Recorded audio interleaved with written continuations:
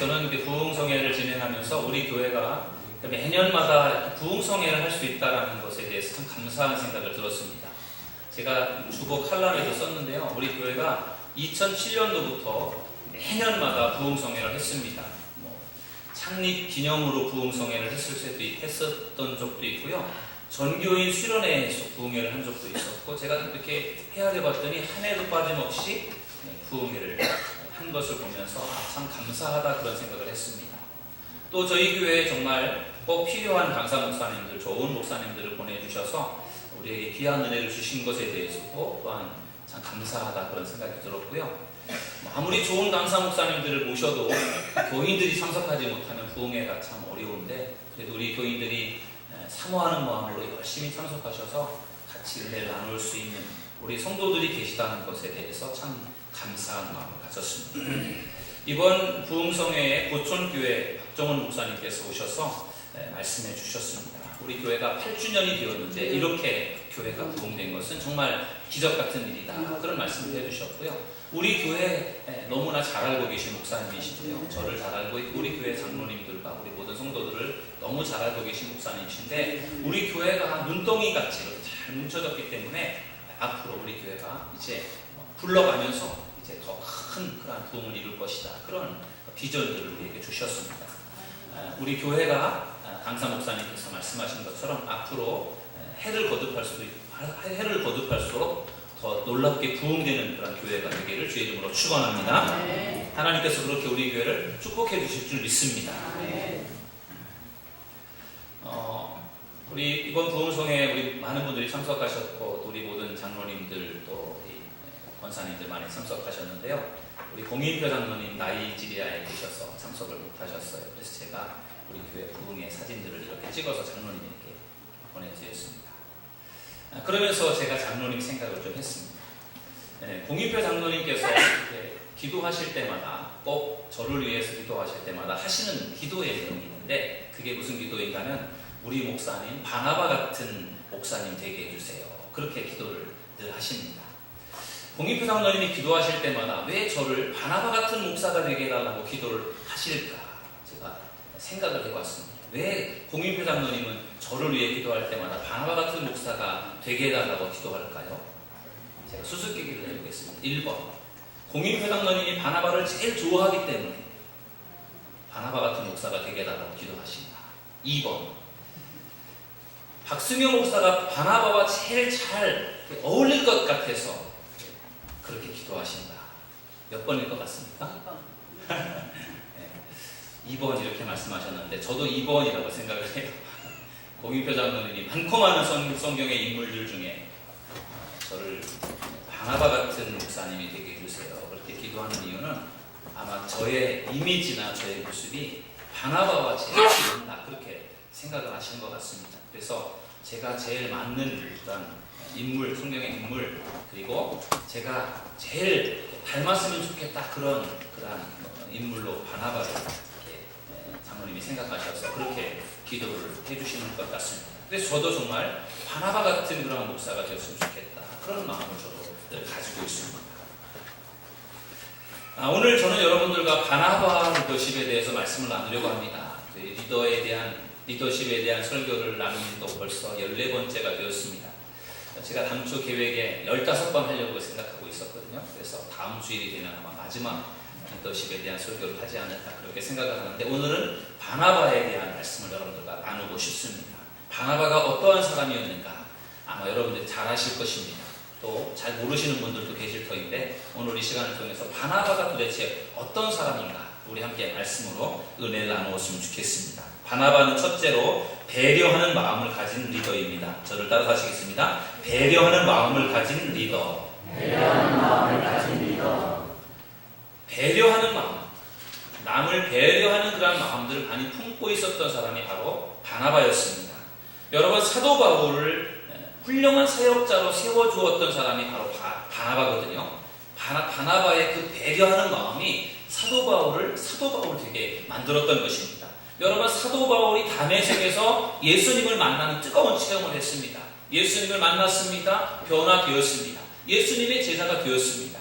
그런데 초대교회 지도자들은 사도 바울을 믿으려고 하지 않았습니다. 사도 바울이 변화되었다라고 하는 것에 대해서 믿으려고 하지 않았습니다. 왠지 아십니까? 사도 바울을 너무나도 잘 알았습니다. 사도 바울이 얼마나 교회를 핍박하고 기독교인들을 핍박하는 사람이었는지 너무나 잘 알고 있었는데, 그가 변화되었다, 예수님의 제자가 되었다라고 하는 것을 초대교회 지도자들이 그것을 인정하지 않았습니다. 받아들이고 싶지 않았어요. 믿고 싶지 않았습니다. 여전히 사도 바울이 나타나면 두려웠습니다.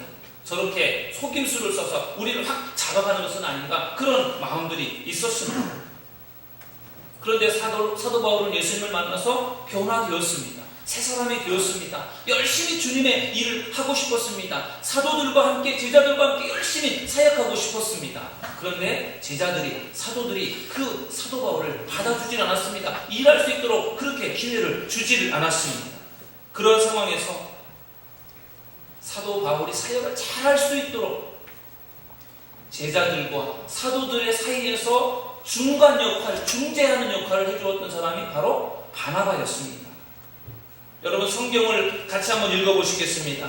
사도행전 9장 26절에서 27절입니다. 다 같이 읽습니다. 시작. 사울이 예루살렘에 가서 제자들을 사귀고자 하나 다 두려워하여 그가 제자됨을 믿지 아니하니, 바나바가 데리고 사도들에게 가서 그가 길에서 어떻게 주를 보았는지와 주께서 그에게 말씀하신 일과 다메섹에서 그가 어떻게 예수의 이름으로 담대히 말하였는지를 전하니라. 아멘. 사도들이 바울의 변화된 모습들을 믿으려고 하지 않고 받아들이지 않을 때, 바나바가 그것을 안타까운 마음으로 여기고 바나바가 사도 바울을 데리고 제자들, 사도들에게 찾아갔습니다. 그리고 사도 바울이 어떻게 예수님을 만나게 되었는지, 그가 정말 예수님을 만나서 새로운 사람이 되었고 예수님의 제자가 되었다라고 하는 것을 그가 변호를 해주었습니다. 계속해서 사도들을 설득했습니다. 그래서 이러한 바나바의 역할로 인해서요, 사도 바울이 마음껏 일할 수 있는 길이 열려지게 되었습니다. 여러분, 바나바가 왜 사도 바울을 그렇게 도와주었을까요? 사도 바울이 그렇게 사역할 수 있도록 그렇게 왜 도와주었을까요? 사실 중간에서 역할한다는 것이 사실은 쉽지 않습니다. 그런데 왜 바나바가 이 일을 했을까요? 저는 그것이 바나바의 마음이고요, 바나바의 마음속에 그렇게 배려하는 마음이 있었기 때문에 그런 일을 그가 했다는 생각을 했습니다. 그러면서 바나바의 이 배려하는 마음 때문에 사도 바울이 주님의 사역을 하게 되었고요, 또 바울이 함께 사역하면서 교회가 크게 부흥하게 되었습니다. 사도행전 9장 31절에 보면요, 그리하여 온 유대와 갈릴리와 사마리아 교회가 평안하여 든든히 서가고 주를 경외함과 성령의 위로로 진행하여 수가 더 많아지니라. 아멘. 이렇게 말씀하고 있습니다.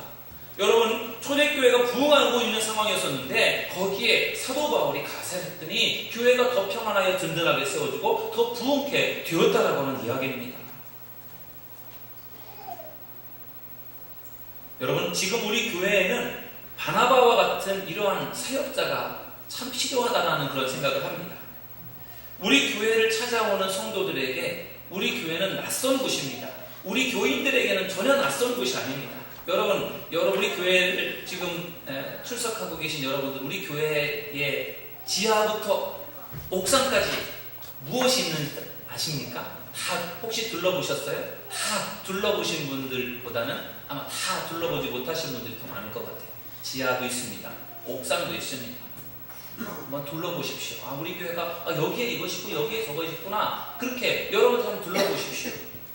그래서 우리 교회가 어떻게 만들어져 있고 어떤 공간들이 있는지 한번 보세요. 그래서 우리 교회에 대해서 그런 관심들을 가지면 좋겠습니다. 여러분, 우리 교회는 여러분들이 보실 때는 전혀 낯설지 않습니다. 익숙합니다. 그런데 새로운 사람들에게는 우리 교회가 낯설어요. 어색합니다. 교회도 어색하고요, 그리고 낯섭니다. 사람들도 아는 사람들이 별로 없어서 낯설어요. 더군다나 교회를 처음 나온 사람들에게 있어서는 더더욱 그렇겠죠. 교회를 그래도 다녔던 사람들에게는 덜 어색할지 모르지만 처음으로 교회를 나와서 신앙생활하는 사람들에게는 교회가 더 많이 어색할 것입니다. 그렇기 때문에 우리 교회를 찾아오는 새로운 사람들, 교인들에게 우리가 더 많은 관심과 배려를 해야 된다는 것입니다. 반갑게 맞이하고 우리 교회 어디에 무엇이 있는지를 안내해주고 그분들이 예배를 잘 드릴 수 있는 예배의 자리로 그들을 안내해주고 또 식사할 때도 그들이 식사를 잘 할 수 있도록 그렇게 배려해주는 것 너무나 중요한 것입니다. 우리 교회 1층 VIP실이라고 있습니다. 1층에 도서관이기도 VIP실인데 그곳에서 주일날 우리 교회를 처음 나온 그런 새가족들을 거기에서 식사 대접을 합니다. 여러분 왜 그렇게 합니까? 우리가 그들을 배려하는 거예요. 우리 기존의 성도들도 물론 우리가 다 중요하지만 우리가 왜 새가족들을 그렇게 특별하게 대우를 합니까? 새가족들은 어찌 보면요 어린아이와 같은 겁니다. 우리 교회에 어른들도 계시고 청년들도 있고 어린이들도 있는데 우리가 다 중요하죠. 그런데 우리가 특별히 어린아이들에 대해서 더 많은 관심과 또 사랑과 배려가 필요해요. 왜냐하면 아직 연약하고 약하기 때문에 새로운 가족들에게 우리가 관심을 기울여야 되고 그들을 배려해야 되는 이유도 바로 그런 것입니다. 그들은 우리 교회를 온 사람들은 어떤 영적인 면에서 볼 때는 어린아이와 같은 거예요. 그래서 우리가 그들을 많이 배려해 주어야 합니다. 우리가 좀 더 많은 것을 양보해야 됩니다. 그렇기 때문에 바나바와 같은 그런 마음들이 우리에게 더 필요한 것입니다.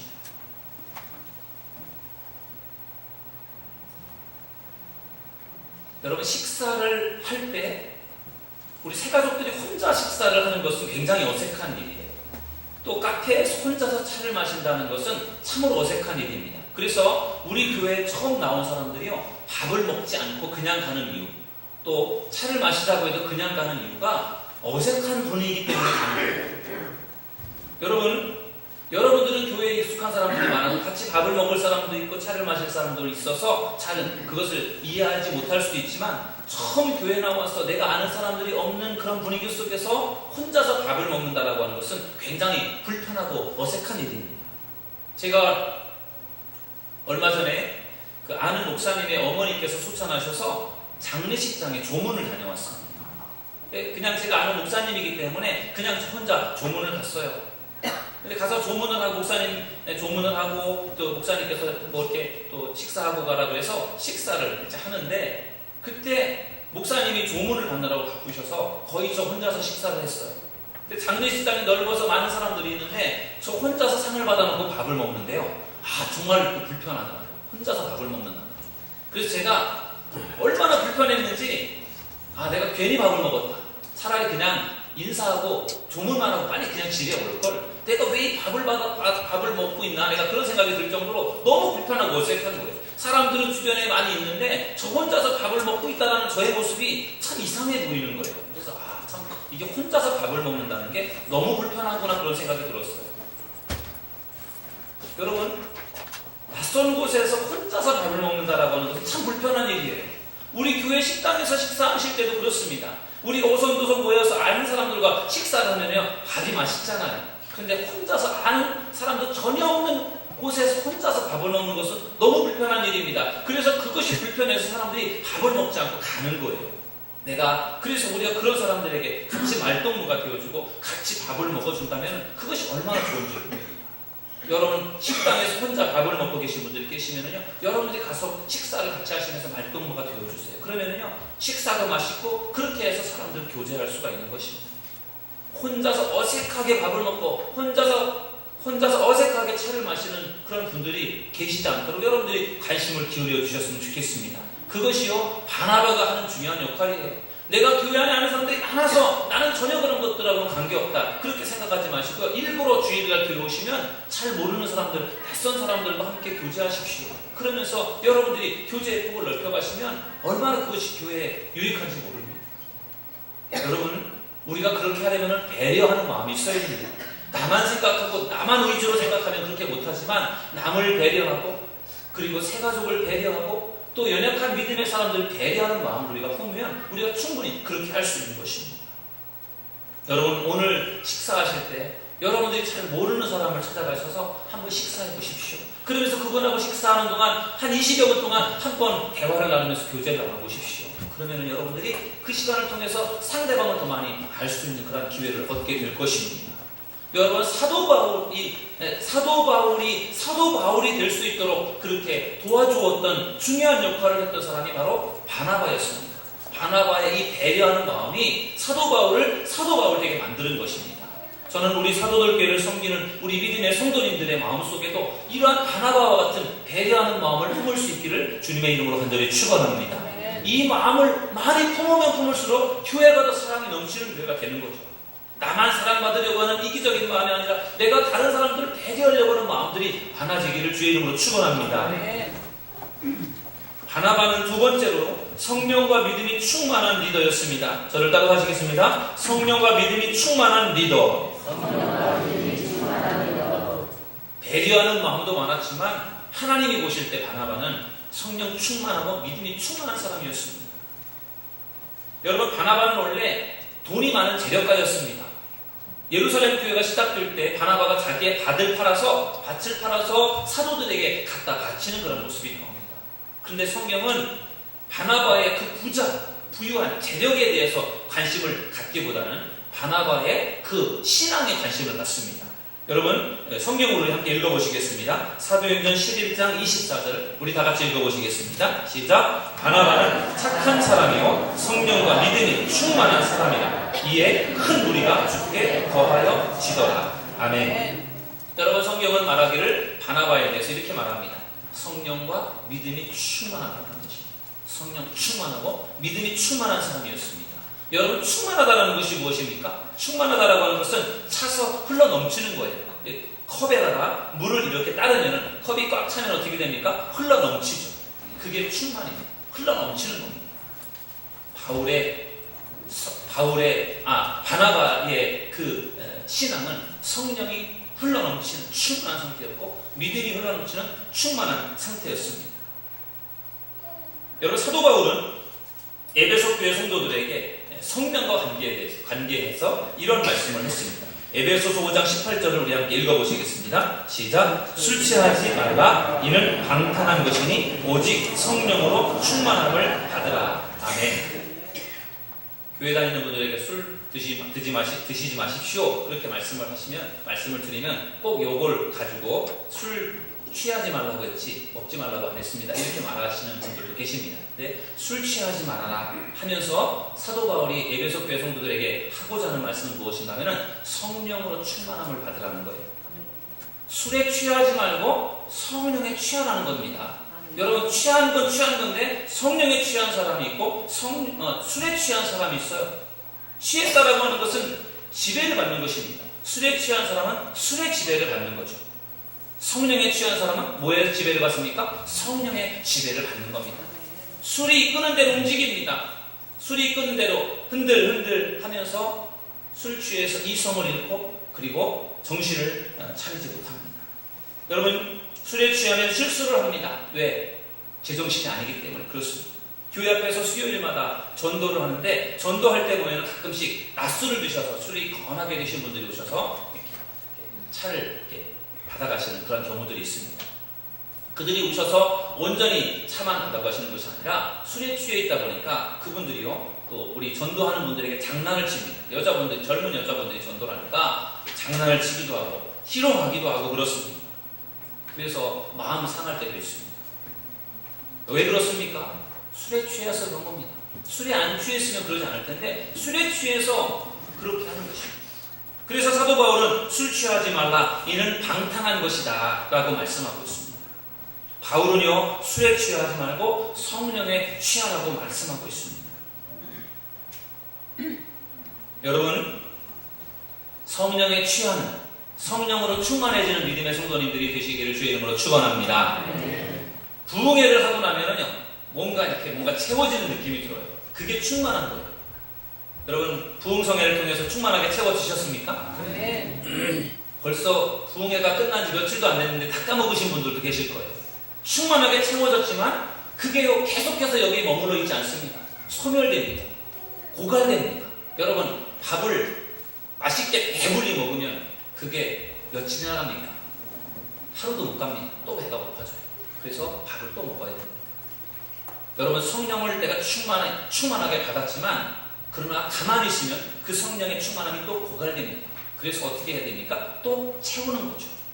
여러분, 성령의 충만함을 받으시고 충만함으로 채우는 여러분들이 되기를 주의 이름으로 축원합니다. 그래서 부흥회를 통해서 은혜 충만하게 받는 것도 중요하지만 부흥회가 끝난 다음에 그 충만함을 지속해가는 게 중요해요. 매일매일 부흥회만 우리가 할 수는 없지 않습니까? 부흥회를 통해서 내가 좀 나태했던 신앙을 내가 다시 한번 회복시켰다고 한다면 그걸 통해서 내가 이제 그 충만함을 이어가는 것이지. 여러분, 주일 오늘 예배가 왜 중요한지 아십니까? 이 주일날 예배를 통해서 하나님께서 여러분들에게 성령으로 채워주신다는 사실을 믿으시기를 주의 이름으로 축원합니다. 하나님 앞에 나와서 우리가 찬양을 드리고 말씀을 듣고 기도하며 예배하는 이 시간을 통해서 우리의 연약했던 심령이 새로워지는 것이고요, 우리의 심령이 다시 성령으로 채워지는 것입니다. 오늘 이 거룩한 주일 예배가 여러분들을 새롭게 하고 힘을 여러분들에게 공급하며 성령으로 충만하게 하는 예배가 될 수 있기를 주의 이름으로 축원합니다. 그래서 우리가 계속해서 채워나가는 게 중요해요. 주일날 하나님 앞에 예배를 드리는 것이 중요합니다. 주일날 드리는 것만으로 우리가 부족하다고 생각하면 주중에도 나와서 하나님 앞에 기도하고 예배를 해야 됩니다. 그래서 계속해서 채워야 내가 충만한 상태를 유지할 수 있는 것이죠. 채워지지 않으면 어떻게 됩니까? 고갈이 됩니다. 빠져나가기만 하고 들어오는 게 없으면 결국은 우리는 또 고갈될 수밖에 없는 것입니다. 바나바가 성령이 충만한 사람이었다라고 하는 것은 계속해서 채워지는 것이 있었다라고 하는 것입니다.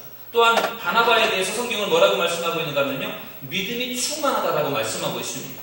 여러분, 성령도 충만하고 믿음도 충만했습니다. 믿음이 충만하다라고 하는 것은 믿음이 차고 넘치는 상태인데 그것은 작은 믿음이 아니라 큰 믿음이다라고 그렇게 생각을 합니다. 여러분, 예수님께서 길을 가실 때 가나안 여자가 예수님을 따라오면서 소리를 질렀습니다. 예수님, 나를 불쌍히 여겨주세요. 내 딸이 흉악한 귀신에 들렸습니다. 내 딸을 고쳐주세요 하면서 예수님을 향해서 소리를 질렀지만 예수님이요, 한마디도 대꾸하지 않았습니다. 그냥 무시하셨어요. 그래도 이 가나안 여자가요, 그래도 계속해서 예수님을 향해서 소리를 질렀습니다. 내 딸이 흉악한 귀신이 들렸습니다. 내 딸을 고쳐주세요. 그러면서 예수님을 계속 따라오면서 소리를 질렀습니다. 그래도 예수님은요, 무시했습니다. 왜 그랬는지 모릅니다. 예수님이 아마도 그 여인의 믿음을 체크한 것 같습니다. 무시하고 들은 척도 하지 않고 대답도 하지 않으시고, 그러나 이 가나안 여자가요, 그러나 포기하지 않고 계속해서 예수님을 부르면서 예수님의 도움을 구했습니다. 그랬더니 예수님께서 반응을 하셨습니다. 여러분, 마태복음 15장 28절을 우리 함께 읽어보시겠습니다. 시작. 이에 예수께서 대답하여 이르시되 여자여, 내 믿음이 크도다. 내 소원대로 되리라 하시니 그때로부터 그의 딸이 나으니라. 아멘. 여러분, 예수님께서요, 한마디도 하지 않고 무시했습니다. 무시했어요. 계속해서 무시했습니다. 그러나 이 여인이 무시를 당하면서도 포기하지 않았습니다. 예수님, 나를 불쌍히 여겨주세요. 내 딸 고쳐주세요 하면서 예수님에게 계속해서 부르시더니 예수님께서 드디어 반응을 하셨어요. 그래, 너의 믿음이 크구나. 너의 믿음이 크구나. 내가 너를 이렇게 무시하고 내가 너에게 관심을 안 기울여 했는데 그럼에도 불구하고 너는 포기하지 않고 계속해서 나에게 도움을 구하는 너의 믿음이 정말 크구나. 너의 딸이 고침을 받을 것이다. 너의 소원대로 될 것이다. 그러면서 그의 딸이 고침을 받게 되었습니다. 여러분, 하나님 앞에 여러분들이 기도하실 때 그 기도가 즉시 응답되지 않았다고 해서 여러분 낙심하지 마십시오. 하나님께서 즉시 응답을 주시지 않아도요, 하나님의 응답이 더디게 이루어져도 여러분들이 원하는 일이 금방금방 이루어지지 않아도요, 낙심하지 말고 계속해서 믿음으로 기도하는 여러분들이 되기를 주의 이름으로 축원합니다. 하나님이 왜 여러분들의 간절한 기도를 왜 응답하지 않으시는지 아십니까? 여러분들의 믿음이 얼만큼인지를 보시는 거예요. 즉시 응답을 주시면 어떻게 될까요? 그래, 나는 기도만 하면 즉시 응답을 주셔. 그렇게 해서 겸손해지는 것이 아니라 그런 사람들은 자꾸만 마음속에 교만함이 들 수 있어요. 그래, 나는 한 번만 기도하면 하나님 즉각 응답해 주시니까 너무 감사해라는 마음이 처음엔 있지만 시간이 지나다 보면 나는 기도만 하면 다 돼. 이런 마음을 갖게 되면 교만해지는 거죠, 나중에는. 그러다 보면 하나님 앞에 더 간절하게 의지하지 않아요. 그래서 하나님은 때때로요, 우리의 믿음을 보시기 위해서 하나님께서 때로는 응답을 더디게 주실 때가 있다는 거죠. 그렇다고 해서 낙심하는 것이 아니라 하나님이 분명히 주실 줄 믿고 기도하면 하나님이 반드시 여러분들의 기도를 응답하신다는 것을 믿으시기를 주의 이름으로 축원합니다. 가나안 여인의 믿음이 바로 그런 믿음이었어요. 주님이 즉시 주시지 않아도요, 변함없이 주님을 믿고 의지하는 거예요. 여러분, 그게 믿음 아니겠습니까? 내가 기도하는 대로 다 될 때만 잘 믿고 내가 기도하는 대로 안 되면 삐쳐서 신앙생활을 소홀히 하고, 그것은 성숙한 믿음이 아니에요. 성숙한 믿음은요, 아무리 고난과 힘들고 어려운 일이 생겨도 변함없이 하나님을 믿는 것, 그게 성숙한 믿음이고 그게 큰 믿음인 것입니다. 저는 우리 사도들교회를 섬기는 여러분들의 믿음의 분량이 더 커지기를 주님의 이름으로 축원합니다. 바나바는 성령이 충만하고 믿음이 충만하다라고 인정을 받았습니다. 그런 사람이었습니다. 그래서 하나님이 바나바를 귀하게 쓰셨던 것 같습니다. 마지막 세 번째로 바나바는 인격과 실력을 갖춘 리더였습니다. 저를 따라서 하시겠습니다. 인격과 실력을 갖춘 리더. 여러분, 한홍이라고 하는 목사님이 쓰신 책 중에 칼과 칼집이라고 하는 책이 있습니다. 오래전에 쓰신 책인데요. 이 목사님이시지만 리더십 분야에 아주 탁월하신 분이세요. 그래서 책도 많이 쓰셨고 교회뿐만 아니라 기업체 리더십에 대한 강의도 많이 하시는 분이신데요. 이분이 쓴 칼과 칼집이라고 하는 책을 보면 이런 내용들이 나옵니다. 명품 칼이 되려면 칼도 좋아야 되지만 칼집도 좋아야 된다는 거예요. 칼은 명품인데 칼집이 시원찮으면, 변변치 않으면요, 그 칼은 명품이 될 수 없다는 겁니다. 반대로 칼집은 명품인데 칼이 변변치 않은 칼이다. 그러면은 그 칼도 역시 명품 칼이 될 수 없다는 것입니다. 명품이 되려면 칼도 명품이어야 되고 그 칼을 담고 있는 칼집도 명품이 되어야 한다는 것입니다. 그러면서 사람들, 리더에 대한 말씀을 거기에서 이야기를 합니다. 칼은 인격, 껍데기, 칼을 담는 그 껍질이지 않습니까? 칼집은 인격이라는 것이고, 그리고 그 칼은 사람의 실력이라는 거예요.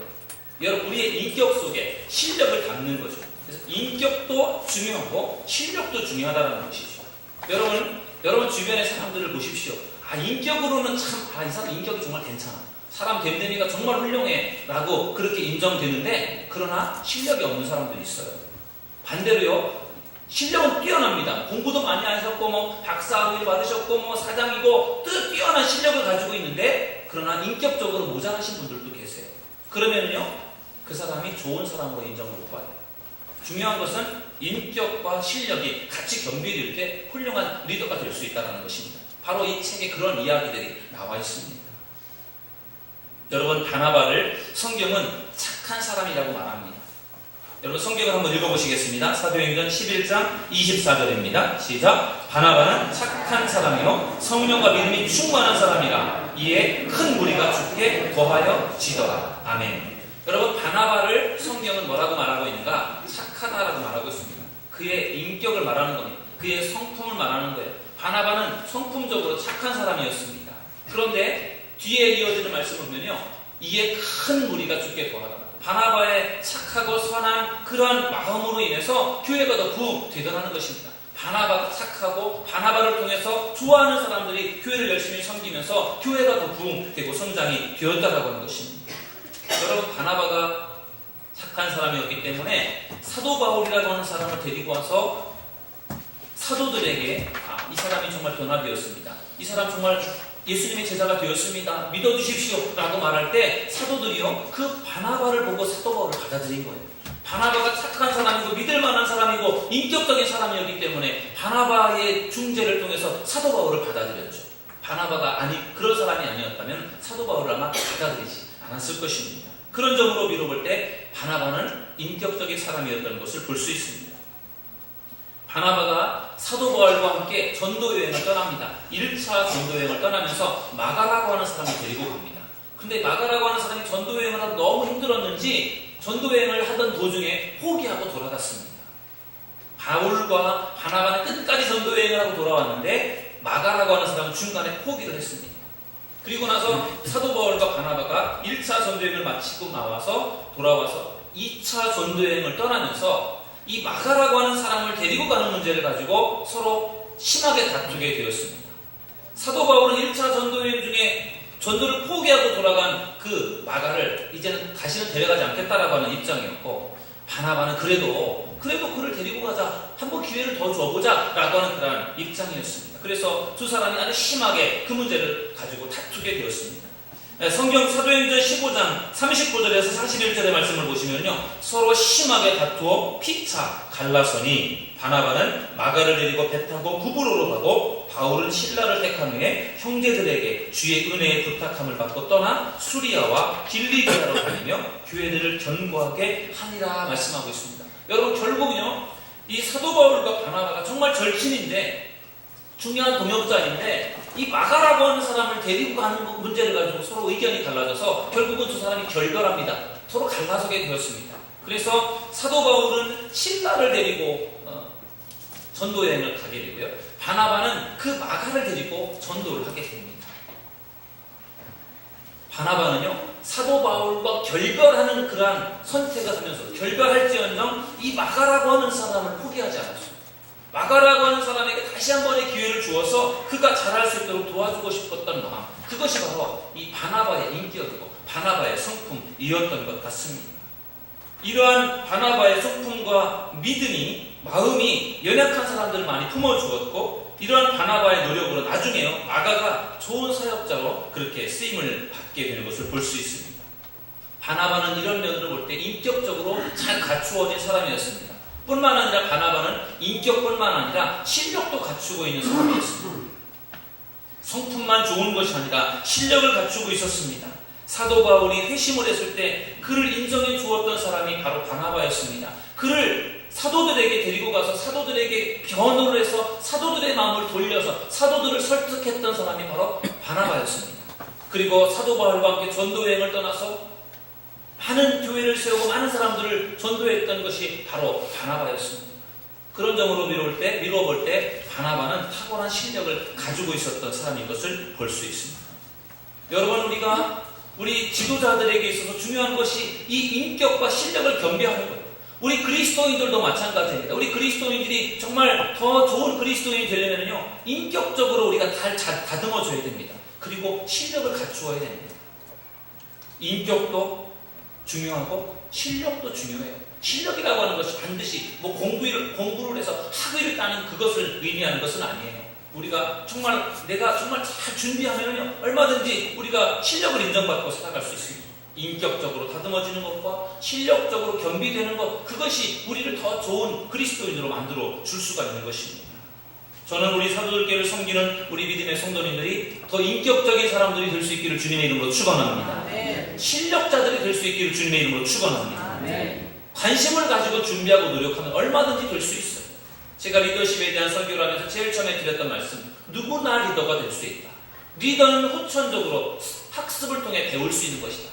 리더십은. 그런 말씀을 드린 적이 있어요. 여러분들이 공부를 많이 못했다고 할지라도, 여러분들이 성경을 열심히 읽으시고, 여러분들이 열심히 신앙생활 하시고 노력하시면 얼마든지 하나님은 여러분들에게 실력을 가질 수 있도록 분명히 도와주실 줄로 믿습니다. 오늘 저는 여러분들과 바나바의 리더십에 대해서 말씀을 나누었습니다. 바나바에게는 남을 배려하는 그런 마음이 있었어요. 특별한 마음이었다라고 생각합니다. 그리고 하나님이 보실 때 정말 인정할 만한 성령 충만, 믿음 충만한 모습들이 바나바에게 있었습니다. 그리고 인격적으로나 실력적으로 겸비되어졌던 그러한 모습이 있었기 때문에 하나님이 바나바를 통해서 큰 일을 행하신 것입니다. 저는 우리 사도들교회를 섬기는 우리 믿음의 성도님들이 정말 바나바와 같은 그러한 믿음의 성도님들이 되시기를 주님의 이름으로 축원합니다. 우리 교회를 나오는 성도들을 여러분들이 바나바처럼 섬겨주십시오. 우리 기존의 성도들뿐만 아니라 새로운 분들을 우리가 바나바처럼 우리가 잘 섬긴다면 얼마나 교회가 따뜻해지겠습니까? 바나바 같은 우리 믿음의 성도님들이 되셔서 성도들을 잘 섬기시고 교회를 부흥시키는 일에 귀하게 쓰임받는 저와 여러분 모두가 되시기를 주님의 이름으로 축원합니다. 기도하겠습니다.